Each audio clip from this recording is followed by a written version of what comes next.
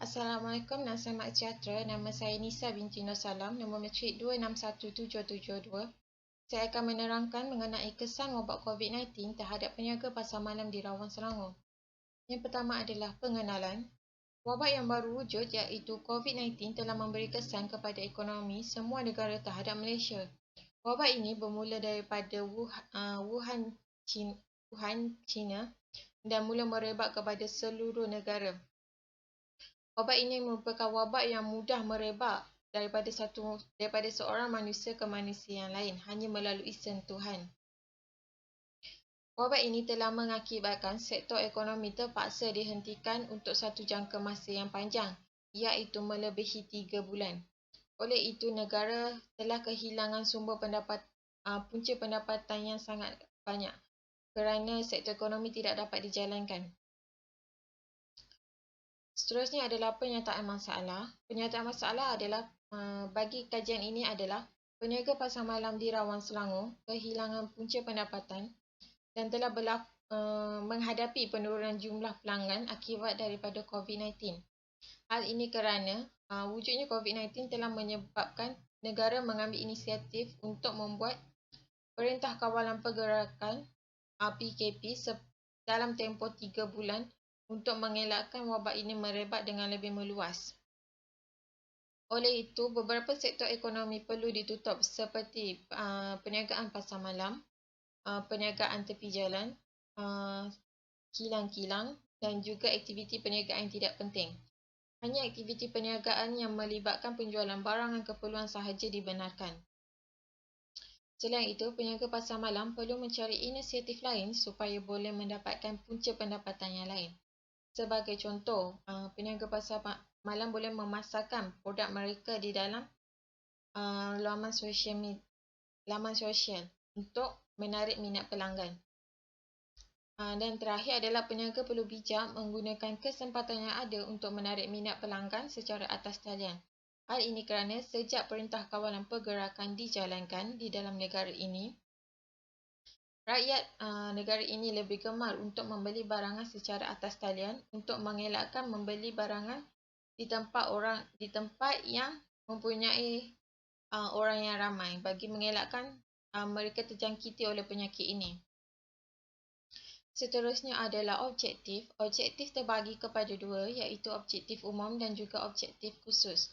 Bagi objektif umum untuk kajian ini adalah, kajian ini dijalankan untuk mengetahui kesan yang dihadapi oleh peniaga pasar malam di Rawang Selangor apabila Perintah Kawalan Pergerakan PKP dijalankan di seluruh negara dan telah mengakibatkan pasar malam terpaksa ditutup. Objektif khusus pula terbagi kepada 3, iaitu yang pertama, untuk mengenal pasti bagaimana perniagaan pasar malam dijalankan selepas wujudnya COVID-19. Objektif yang kedua adalah untuk mengkaji inisiatif yang peniaga pasar malam jalankan selain daripada berniaga di pasar malam untuk mendapatkan sumber pendapatan. Objektif yang terakhir adalah untuk mengenal pasti jenis bantuan yang diterima oleh peniaga pasar malam akibat daripada COVID-19. Seterusnya adalah suratan karya. Yang pertama adalah konsep kajian. Konsep kajian ini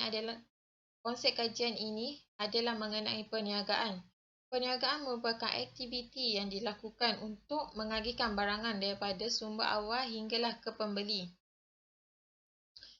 Perniagaan terbahagi kepada banyak jenis seperti perniagaan secara dalam talian, perniagaan pasar malam, perniagaan tepi jalan, perniagaan restoran dan sebagainya.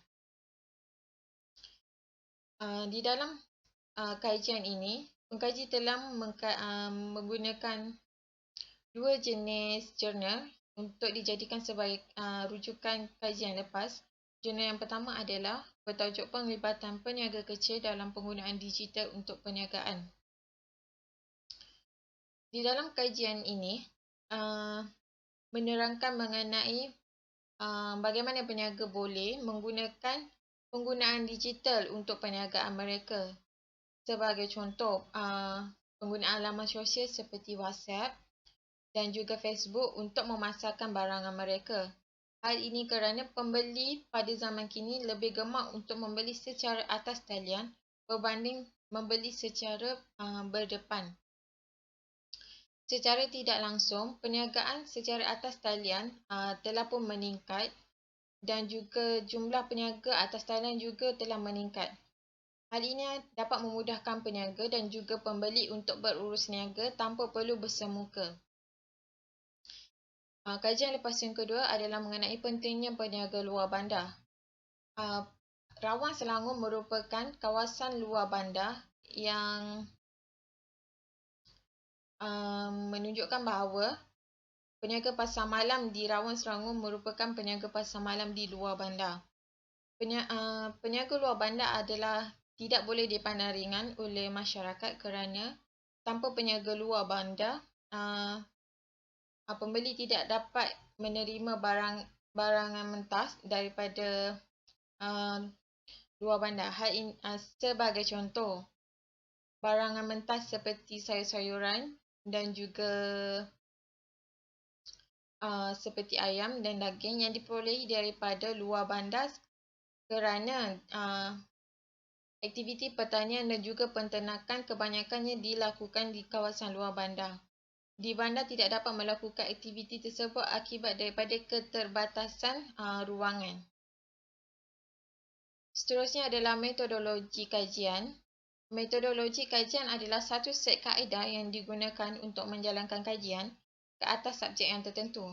Selain itu, metodologi juga merupakan kaedah, jalan, teknik, gaya, ragam, rentak, corak dan sistem digunakan di dalam metodologi kajian.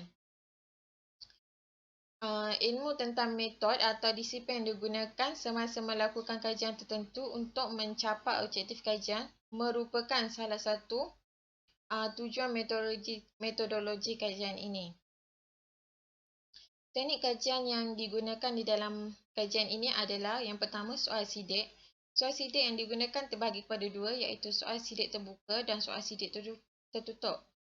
Soal sidik terbuka adalah di mana responden perlu menulis mengenai soalan yang ditanya. Manakala soal sidik tertutup adalah di mana responden hanya perlu menandakan di ruangan yang disediakan. Teknik kajian yang kedua adalah sumber data. Sumber data terbahagi kepada sumber primer dan juga sumber sekunder. Sumber primer di dalam kajian ini adalah responden yang diberikan borang soal sidik.